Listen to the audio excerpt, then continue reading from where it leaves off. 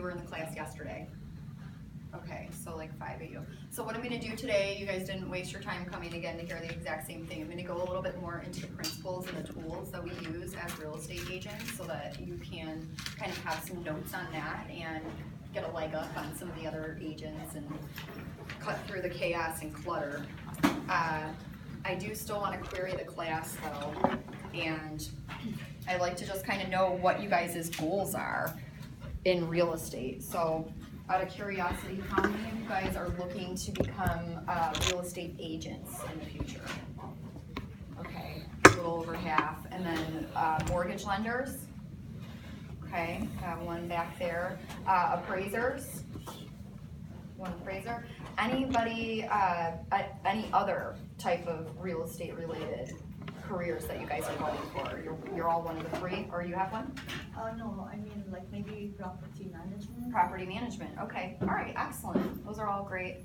Those are all great avenues to go into in real estate, and I always like to, kind of start by saying that when you're a real estate agent or a mortgage lender or an appraiser or a property manager, you guys can really make a positive or a negative difference in people's lives. So I'm here today to hopefully encourage you on how you can have a positive career, and then you can turn around and take that positivity towards other people and spread it around. So again, thanks for coming, and let me just write ways to connect with me on the board. I think I got markers right here.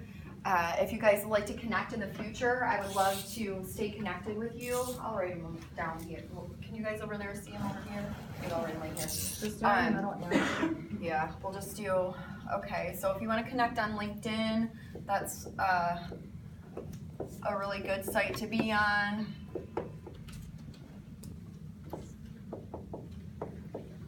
Just find Angie Weeks on there. I get a lot of requests, so make sure that you guys mention that you're one of Kendrick's students.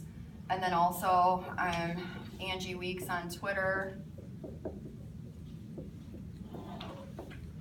Angie Weeks 1 on Insta.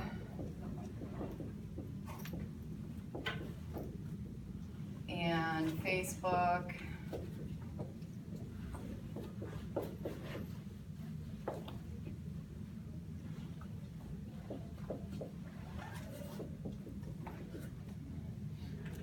Orange County RE if you want to like our page.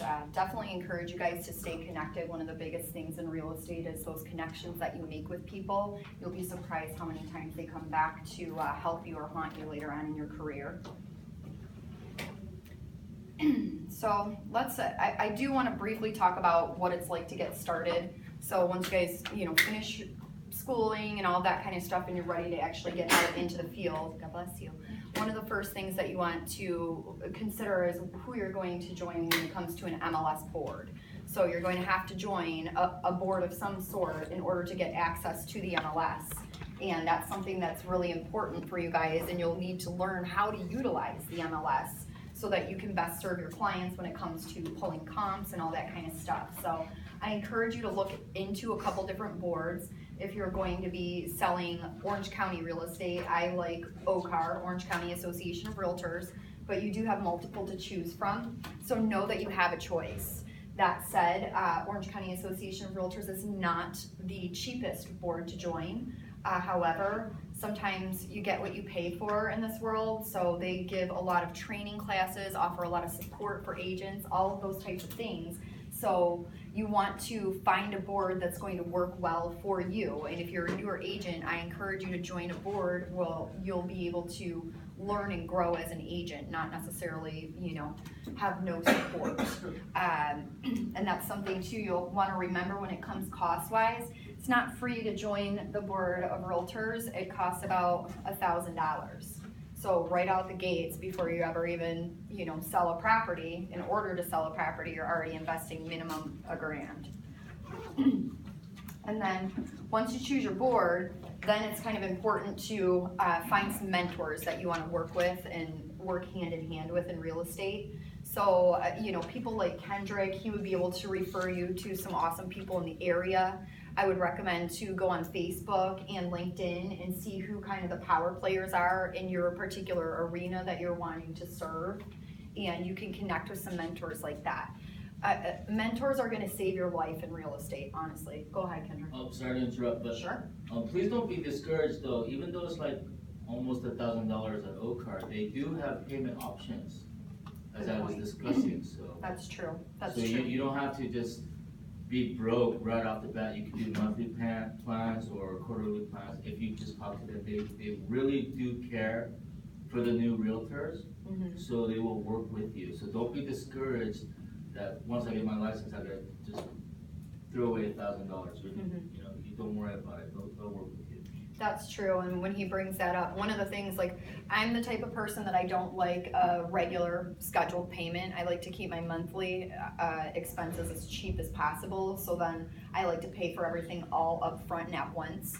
But if you're a good budgeter or you have, regular income coming in, then doing the payment plan is also an option. Or if you just don't have $1,000, it's better to pay for a quarter and get started and see if you can close a deal that will help you pay off the rest of what you owe there on the dues. But also really fast regarding joining the board, I just did OCAR and they do monthly payment plans up to a certain month and then they don't.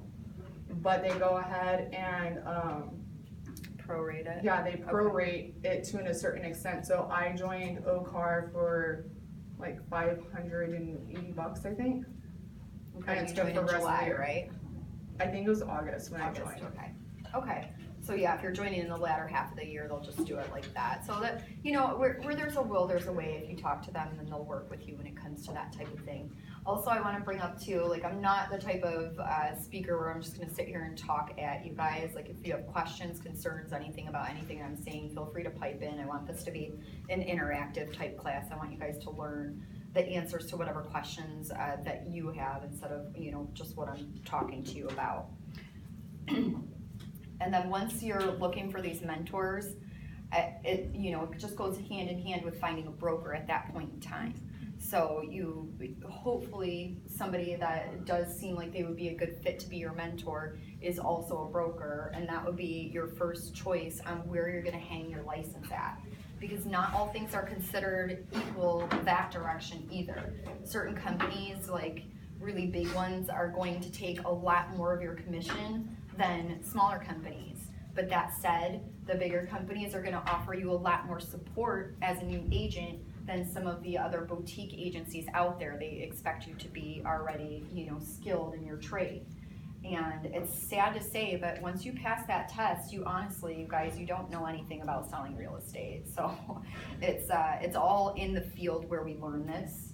So please don't think just because you've got, you passed the test on the first try or something like that, that you really know how to close a deal. Because there's so many factors involved in a true transaction of real estate, most of which that test doesn't cover. The test doesn't cover the emotions that your clients are gonna experience, when you're trying to cheerlead them through the deal. It doesn't cover the negotiation process, which, you can't negotiate, you have no deal. So all of those things are things that you're going to learn from your mentor or from other agents in your office. One of the things that I did too was some offices are looking for, like, they call front desk people. If you wanna, get actual pay and learn at the same time, that's a great opportunity, especially if you have any marketing skills when it comes to social media or email marketing or any of that.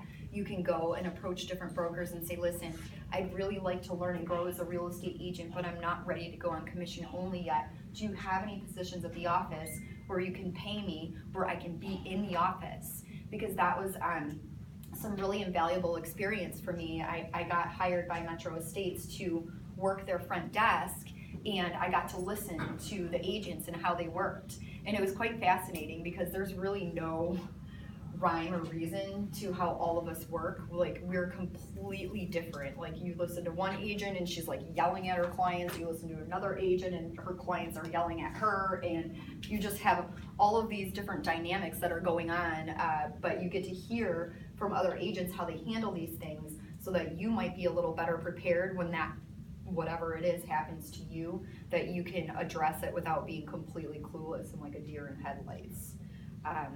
So yeah, I would encourage you to try to get a job, front desk at a broker's office if you're not quite comfortable going into it yet.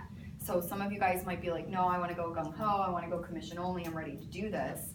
and that's fine too. I would recommend for you guys that are on that level that you find a good team to align yourself with. Because honestly, it takes a team to really do a quality real estate. You can't do it all on your own. If you have a sick day or you have a day that you're down or you get in a car accident or something, those deals still need to close. Those people still need a roof over their heads, and you need your help. So when you come alongside with a team, then something happens, I can call Trish if I'm not feeling well that day and she can go show the properties for me, or vice versa. And then you work well together as a team. And then on top of that, we also have a transaction coordinator who pushes all of our paperwork. So if both of us are down, the papers still go through. And it's all, very important to kind of align yourself with a team that has a a similar mindset that you do, so that you guys can be the most successful out of the gates. There's so many lessons that you'll learn the hard way if you just do this on your own. And I encourage you not to do that. You don't have to be a part of a team forever. One of the things that I didn't like the idea was, I'm on this team and I'm marketing this other person and not me. So, it's kind of like a give and take on that, because you're learning from that other person. And it's important to, you're literally getting paid to learn in that type of a scenario. Even if you're a commission only buyer's agent on the team, you're still getting paid to learn from somebody that closes deals. And I can't remember the exact stats on the real estate agents that close deals, but it's definitely 80-20 rule. 20% of the agents close 80% of the deals out there. So I believe the average real estate agent closes approximately 4 deals a year. That's 1 a quarter. So, and that's not enough to live in Southern California unless you're doing the tiny home thing. So make sure that you've got that all lined out. Another thing that I want to talk about is, oh, go ahead. What was it about Trish that you felt would make it work out with your team? Trish is a good talker. It's important to be able to communicate with people, when you're meeting with them in person.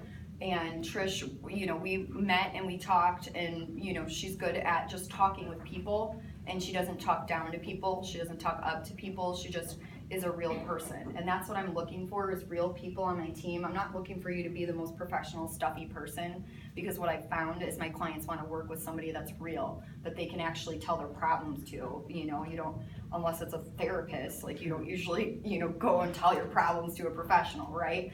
So you have to be on that approachable level for your clients, because a huge thing that you're dealing with, one of the probably the main thing that you're dealing with on everybody, be a buyer or seller, is fear.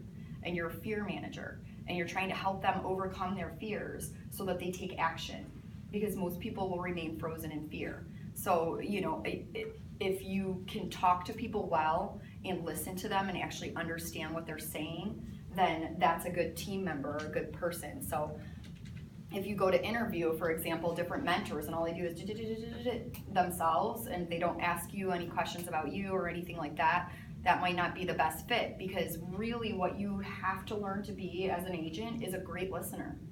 Because if you actually hear what these people are saying, what their concerns are, then you can pull the fears out of it, you can address the fears, and then you can help them move forward in faith. So it's super important. Did I have a question in the back? Huh? Did you have a question back there? Oh, no, I was just itching my eye. Okay, sorry. Oh, you raised your hand. All right, so basically, and then, not just about when it comes to a team mentality, you have to find your passion. So what happens if, you find somebody that's a good mentor, and the way that they generate their leads is completely out of your passion or comfort zone, then that might not be a good fit. So I want you guys to dig deep into who you are as a person and what is important to you when it comes to real estate. Who do you feel like you need to help? Who do you feel like doesn't have a fair chance? Who do you feel like doesn't have the right education? That could possibly be your niche that you're going after as a real estate agent. And for me, when I first got into the business, my niche was first-time buyers, and there's a couple reasons for it. One of the main ones was that I bought my first condo when I was 19 years old, and I would call these agents, on the signs in the yards or whatever, and I would tell them that I was a first-time buyer and that I was 19 years old, and nobody wanted to talk to me. Nobody wanted to work with me. They all thought I was an uphill battle, and they weren't interested. So that to me said, we need somebody to serve the younger home buyers and serve them well and, you know, educate them and care for them and actually, you know, talk to them instead of trying to just rush them into a house and then rush on to the next one. Because that's really how I felt when I was buying, you know, the property at 19 years old. And on top of that, I got into this industry when I was 23, so nobody really trusted me, you know, at looking like, they used to say, you look like my kid, how would I trust you to buy or sell a home? And, you know, they kind of had a good point. It's like, what do you say to that? And now I have things that I say, and I can totally combat that. But, you know, when it's in your first year as a real estate agent, you really don't have a ton of things that you can say that make sense on why they should work with you, unless you've got some other skills on a different level that you can, you know, kind of talk up, let's say. So think about your passion and your niche, and I encourage you to kind of go after that, because you can sell real estate to a million different types of people. Like, you can be like, I am looking for investors and flippers, and that is who I'm gonna serve. Or I am looking for people that wanna develop land, and that's who I wanna serve. Or I wanna serve first-time buyers, or I wanna serve seniors, or I wanna serve couples that are divorcing and, you know, having struggles with what to do with all of that. Like, there's a million different niches, so to speak, that you can serve, and I think that you'll be the best that you can be if you find one that you're passionate about, not just one that the team is, you know, going after. So keep that in mind. And it's, you know, but don't necessarily marry your niche either. Like, you know, obviously, like, for example, me serving the first-time buyers, I wouldn't now, after being in the industry for 13 years, say, oh, I'm only going to serve first-time buyers, because all those people I sold a home to 10 years ago are ready to be what's called a move-up buyer, when you sell your condo and then buy something, you know, a little bigger. So now I serve a good majority of move-up buyers, and that's just the nature of me moving through the industry and this particular career. So, I mean, of course, I'm still very passionate about the first-time buyers, and I help them all the time, but I'm not gonna ignore my move-up buyers and, you know, sellers on that level either. Let's talk marketing a little bit. So I'm curious, what do you guys think it takes, you know, marketing-wise for a real estate agent to, like, what would get your attention from a realtor? What kind of marketing? Throw some stuff out. I think the word of mouth from Yeah. other buyers. That's very powerful. Word of mouth is probably one of the most powerful ways to market. So then how do you get that word of mouth out to other people? If you have a good, I don't know, that's one of the ways I would look for a Sure. real estate agent. If Yeah. she's, you know, if she's helped somebody I know and she was good and did Absolutely. a good And, deal. yep, you're completely correct, and that's what happens with a lot of people nowadays. And usually what they do is they'll put it on Facebook and say, who knows a good real estate agent? So that's, you know, so if you're not available in social media, and if you don't have positive Yelp reviews, even if somebody says, you know, she's a great real estate agent, if the internet doesn't confirm that statement, then you might not get the call. And then, did you have a marketing? Yeah, just like you mentioned Facebook, I had one relative, she's Okay. real estate. She Okay. always put on Facebook like what she did, how she get the deal, like close the deal, and you know, everything she has, like points or whatever, like, you know, in Yeah. real estate works. So she always posts that, so it gives her positive